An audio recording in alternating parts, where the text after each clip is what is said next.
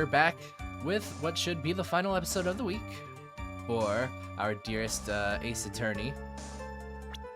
But first we're gonna load because we have kind of need to. Because our health bar is not full. Suppose I could have lifted something the size of that bust. Okay, so we're working with the theory that Acro did not have to have a direct line of sight to know where the Ringmaster was.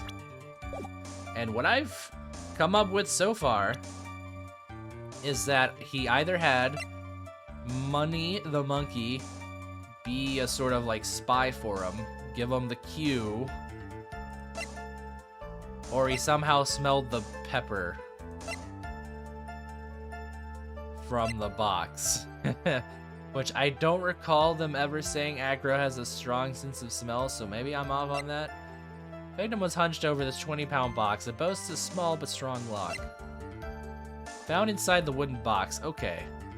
So if I'm still on this trail of maybe he smelled when Mr. Berry approached the thing, maybe instead of the pepper, like you can smell it through the wooden box.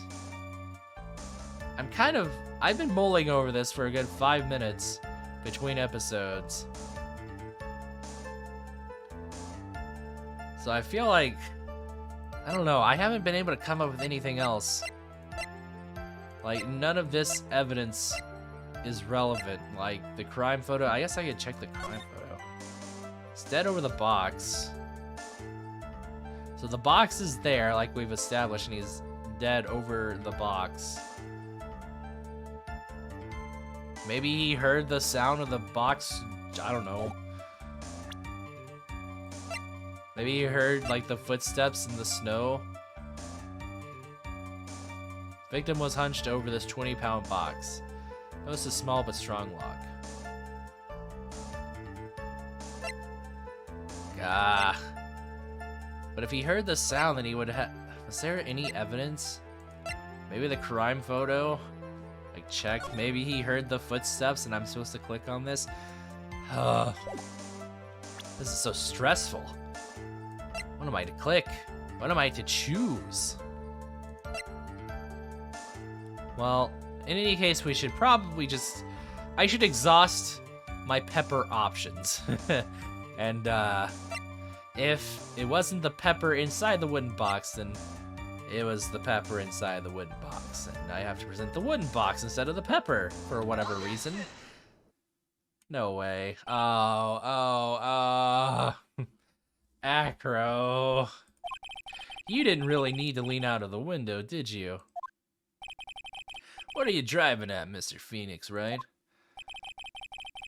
You already knew ahead of time where the Ringmaster's head was going to be. Quite precisely, I may add. Your silly hinting at things is pointless, Mr. Phoenix Wright. Enough stalling. How about you show us some evidence? But I did such a good job hinting. Yes.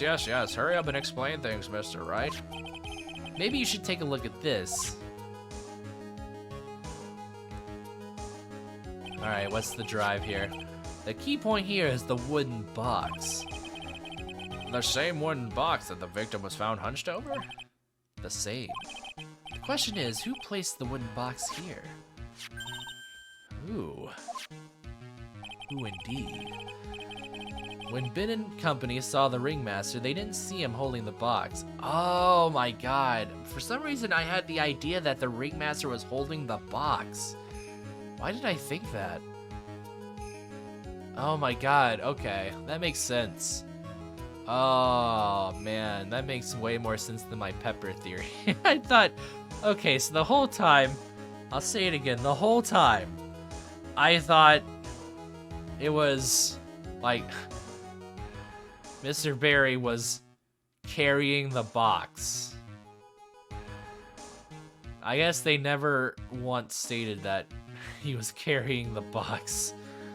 They didn't see him holding the box. Which means that this wooden box was already placed at the scene of the crime. I have to admit that your theory makes a lot of sense.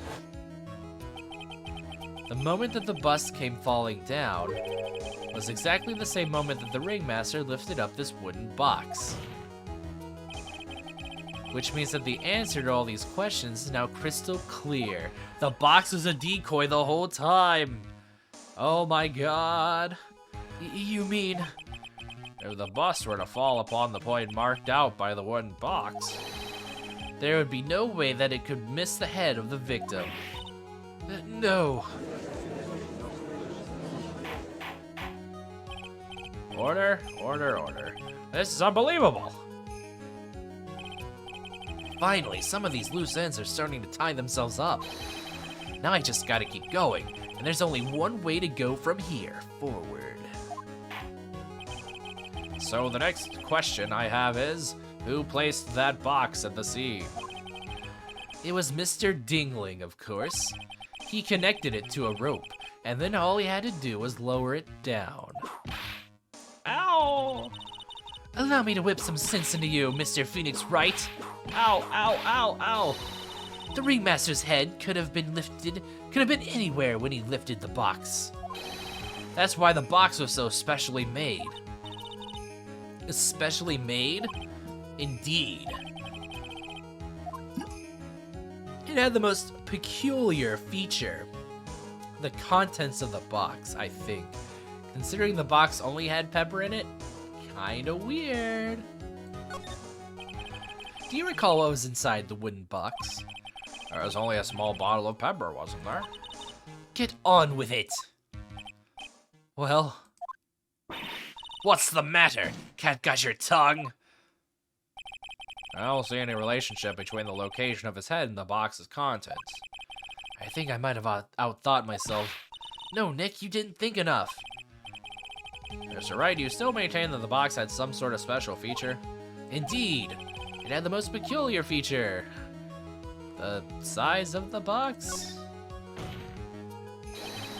The box was a remarkable size. Size? Exactly.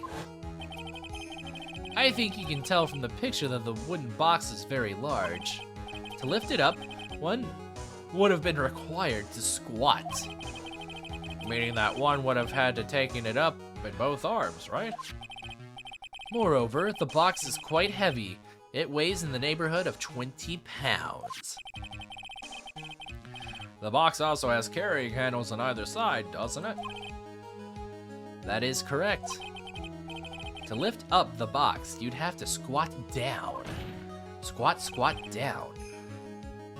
Which means, that no matter who you are, your head would be in approximately the same place.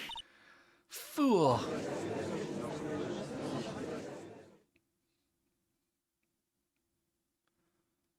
See you later, Birdie. Does he even bother to listen to me anymore? I've heard what you had to say. Huh?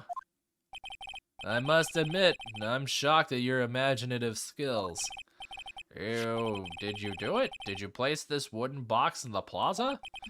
Mr. Wright may have a vivid imagination, but I could never have done what he's proposing. What? Mr. Wright, do you recall the original location of Max's bust? I remember. Of course I remember. It was on top of the table in the cafeteria. Then what happened to it? I'd like you to remember one important fact, Mr. Wright. I could not possibly leave the lodging house by myself. Ah, that means... You understand what I mean, don't you? Dang, I feel like Acro's doing a much better job of defending himself than Von Karma is of defending him. I may very well have been able to drop the bust from my room. However, how would I have gotten the bust from the cafeteria to my room? You see, Mr. Phoenix Wright, explain that. Don't forget, you said there was no accomplice. Arg! Tell us exactly how the witness would have carried the bus from the cafeteria. Yep, we definitely have a problem here. But this is no place to get perplexed. I've got to get my wits about me and prove how things happen once and for all. Alright, Mr. Phoenix, right? Let's hear your explanation. Maybe he had an unwitting accomplice, like somebody that didn't realize that they were helping our dear friend Acro. How did the witness get the bus from the cafeteria back to his room? It's clearly the lion. Grand Prix photo, Max G bust. I feel like, oh man, can I back out of this real quick and save? Because I haven't saved in a hot minute. Alright, well, we'll present Money the Monkey. A monkey? Everyone knows Money. He loves shiny objects of any size. Ah, okay, so I was on the money, as they were. Or as it were. Oh, like when he stole the ventriloquist's ring. So, are you saying the witness had a monkey steal the bust? Of course he didn't order the monkey to steal it. The monkey stole it on his own, and then brought it back home. Home? Money lives in Acro's room.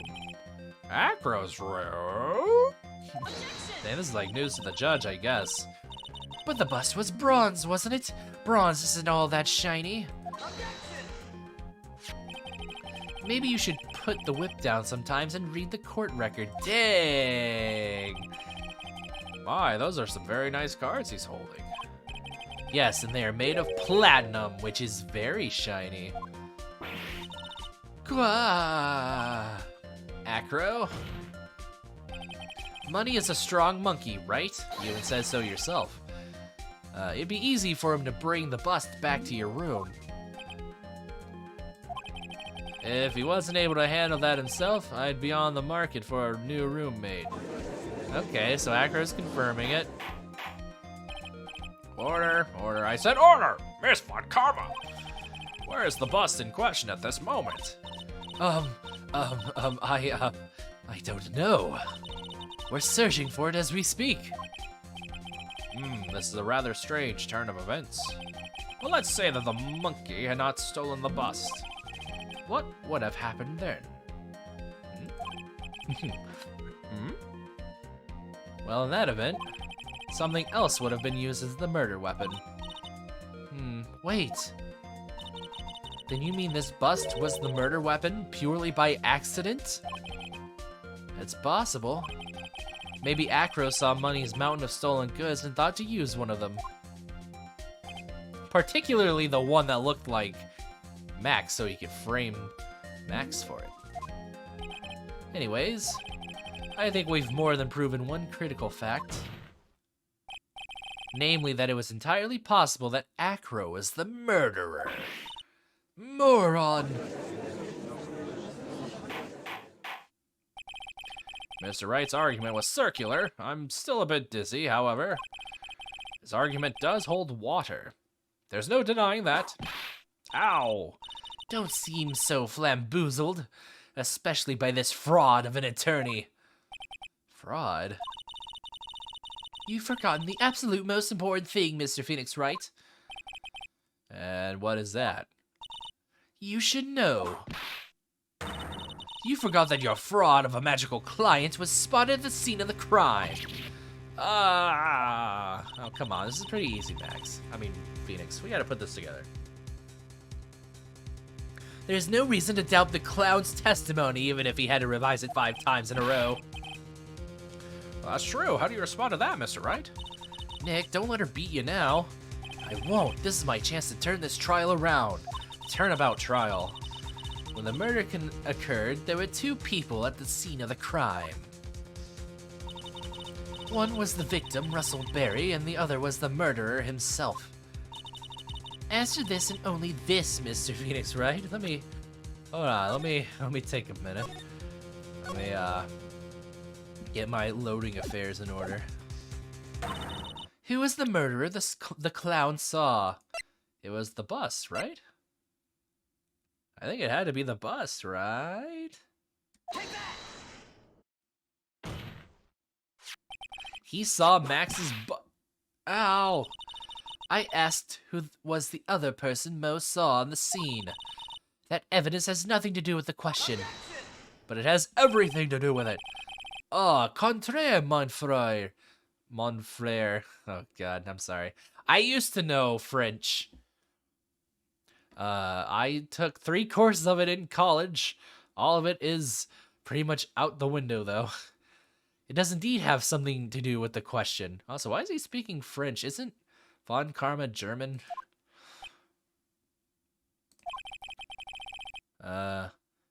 Mo said that he saw Max's silhouette. I said it doesn't matter. I guess he can speak French if he wants to. But he did not actually see the man himself. It wasn't a human being he saw. Ooh, how is that possible? It's simple, really. What Mo actually saw that night was Max's borscht. Borscht. What are you talking about? Have you tried using your brain at all in this case? The silhouette he saw was wearing a cloak. There's no reason why you couldn't attach a cloak to the bust. It would be easy to hang one off the cards in the bust's hands. Idiot! Who in the right mind would put a cloak on a bust? It doesn't matter who put it on the bust. Just wait a minute now, mister, right? Who put the cloak on the bust? That question is of the utmost importance in this case, don't you agree? Oh, he caught me. It couldn't have been Acro. Alright, let's save it again.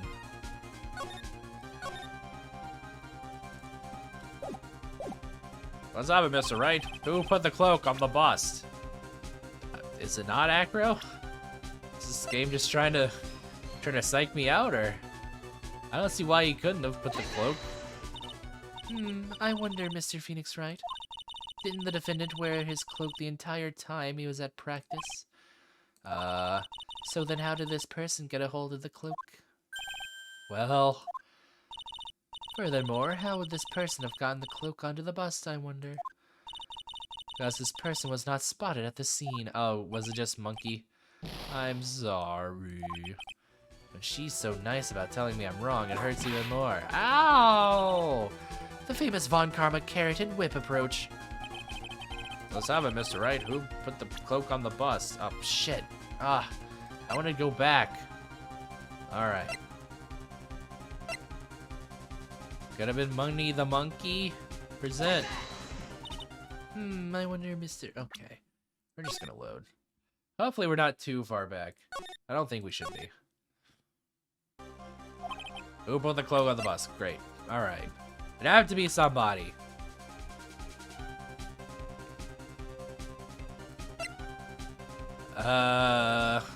So if it's not Acro...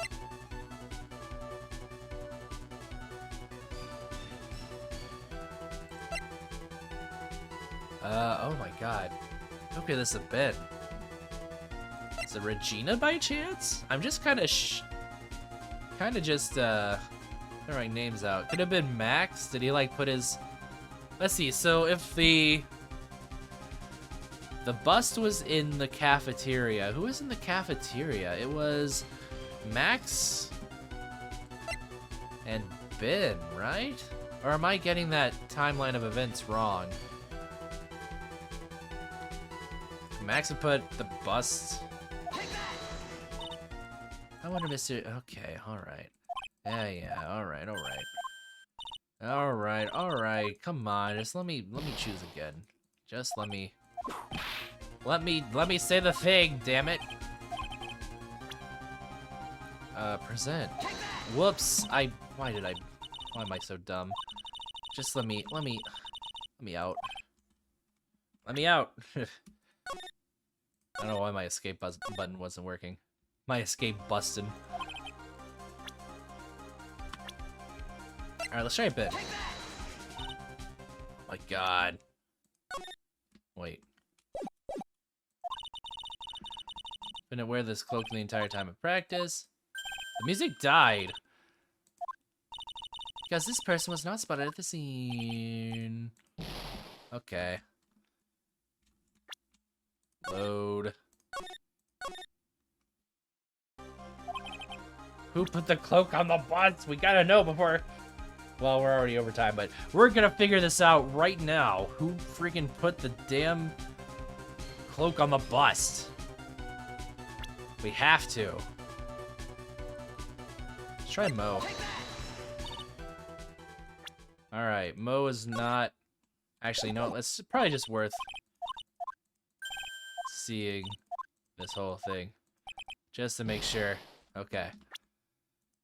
Because I know it's done this to me before where it, like, plays the same dialogue whether or not I fail or succeed. So I just gotta make sure. Profile. Is it Russell Berry himself? There's no way.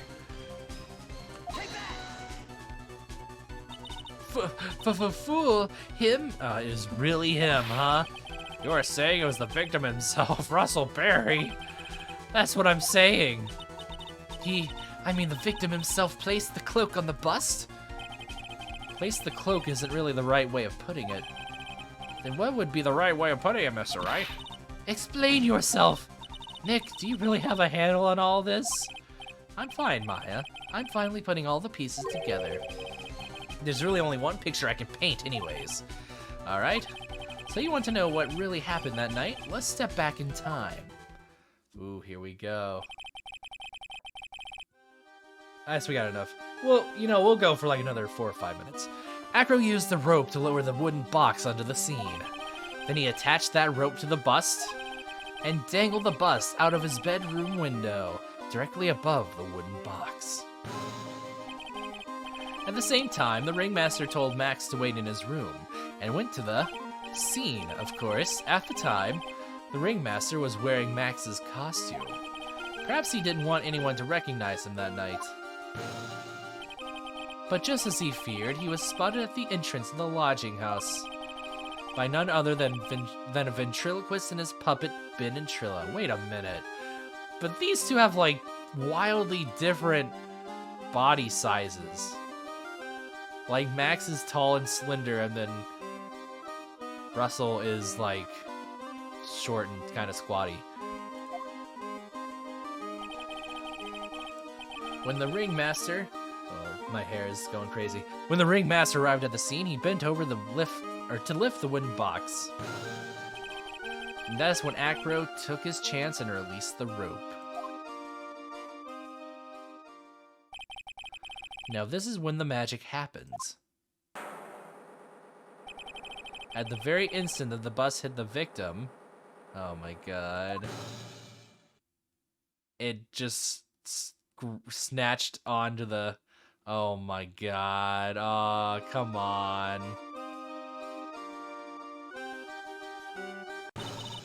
You wait just a second there, Mr. Phoenix Wright. Seriously, as much as you try, as much as you scheme, this just isn't true. It can't be. It's still a little early to be getting so upset, Miss Von Karma. This circus isn't over yet. What?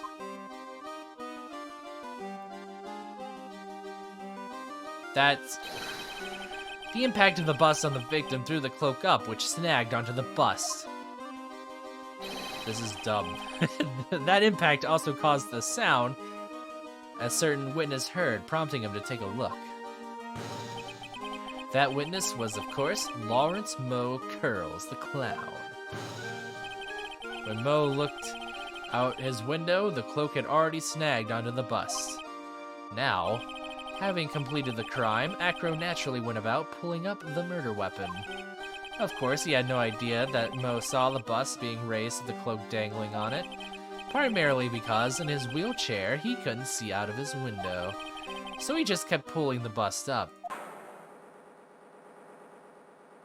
There it goes. Woo! There it goes. And that is how the magical murderer disappearing into the sky came to be. What a fantastic story. And next time on Hooky Hour, I assume we're probably pretty close to wrapping this whole charade up. So next time, we will do exactly that. Until then, see ya. Have a good one. Bye.